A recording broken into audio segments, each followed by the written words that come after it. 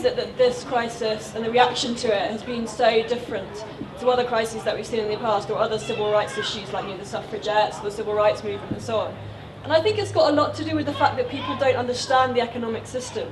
So they feel very disenfranchised because they feel they don't have a right to protest or to complain about the economic system when, all these economists are controlling it and they're talking about derivatives and stagflation and so on and so forth. So I think that is to me, that seems like a very major difference from the reaction we've seen to this crisis to other crises in the past. And I think that a sort of general level of education so that people understand the economic system a little bit better and can actually comment on it would make quite a major contribution. And sort of on the same point, I think that what seems to be happening is that people, like us, who feel that the current system isn't working well, instead of engaging with the system and trying to change it, a lot of people are almost retiring from the system and forming their own little groups and their own little communes and sort of living in a different way within their own group rather than engaging with the system and trying to change it. So, just a comment.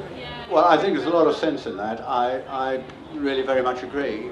First of all, I do think the changes which I tried to spell out in the financial economic system has changed quite dramatically in the last 20 years, and it isn't simple, it is quite complex, it's all secret, it's not talked about in the tabloids at all, little talked about on television.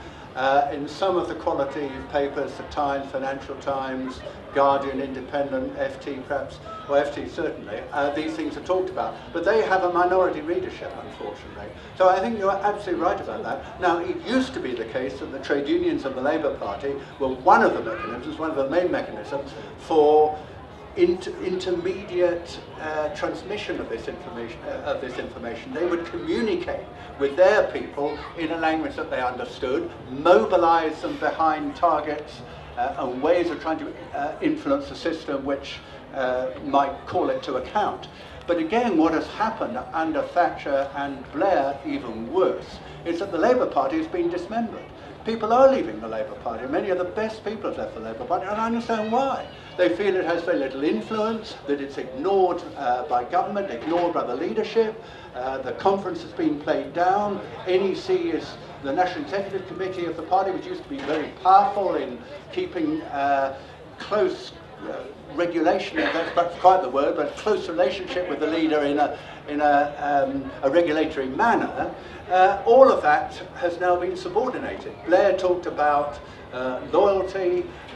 He made MPs subservient to the system by making it clear that if you oppose me, you'll get nowhere, you will never get a job as a minister, whereas if you keep close with me, okay, we'll make sure you get your trips abroad, you get your expenses, and you get possibility of a career. It's deeply, deeply corrupting, deeply corrupting.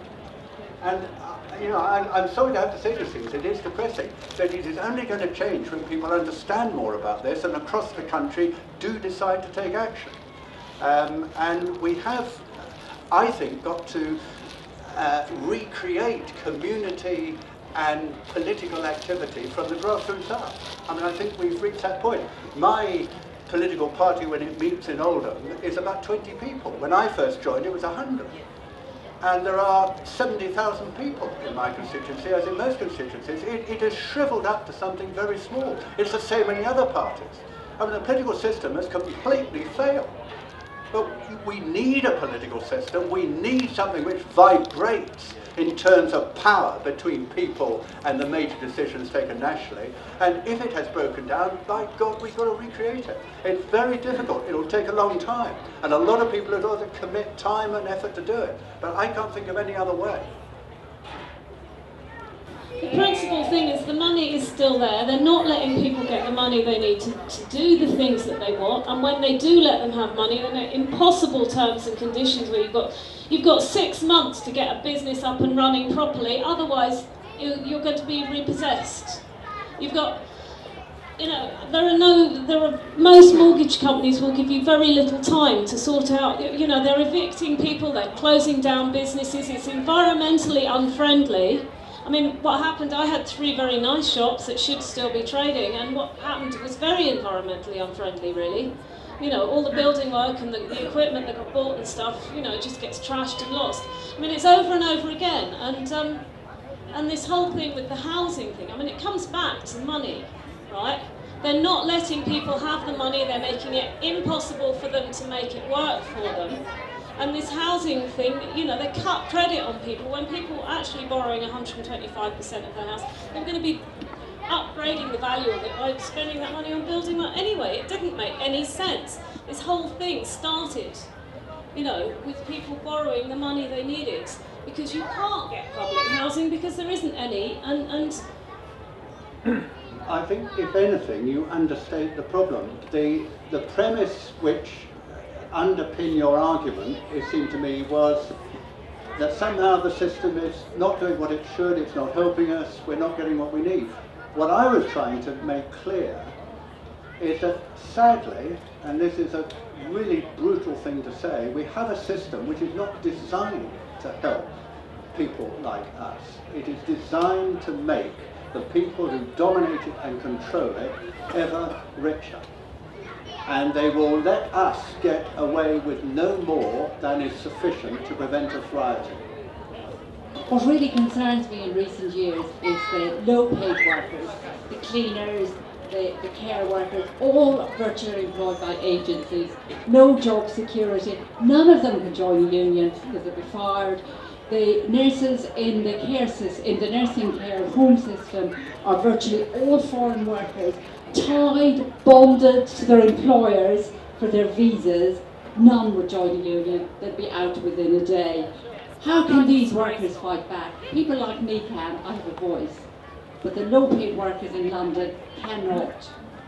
What to do? use foreign labour so that to quieten our voice, basically. Again, a very good question. They did that on the road protests as well. They used foreign labour to stop us protesting. Yes, but I mean, you're reinforcing the point which I made in answer to you, that actually the system this is a form of indentured labour. This is a form of, slavery is a bit too strong, but it's actually... Not strong enough. It's actually putting people in a situation which they cannot escape from, where they are getting inadequate pay, and more hours are demanded of them, and if they begin to rebel, they can be fired with virtually no protection against arbitrary dismissal. That is exactly the way the system is. And it may not be back to kind of 19th century capitalism, but by God, it has gone a long way back down. And it's going to be very difficult to change. The trade unions are the only people who are going to, I think, be able to organise agency workers or temporary workers. I have to say, I was one of 35 Labour MPs who managed to get through the Temporary and Agency Workers Bill right at the end of the 13 years of the Labour government, and it's coming into operation, I think, next year. Why we didn't do that in 1997 is because, again, New Labour leaders supported the Neo-Liberal system for all the reasons that I've talked about, and given the way in which it operated, people like agency, temporary workers, short-time people suffered. They are at the bottom of the heap, and there was determination to keep them there. You know, it's getting worse, not better.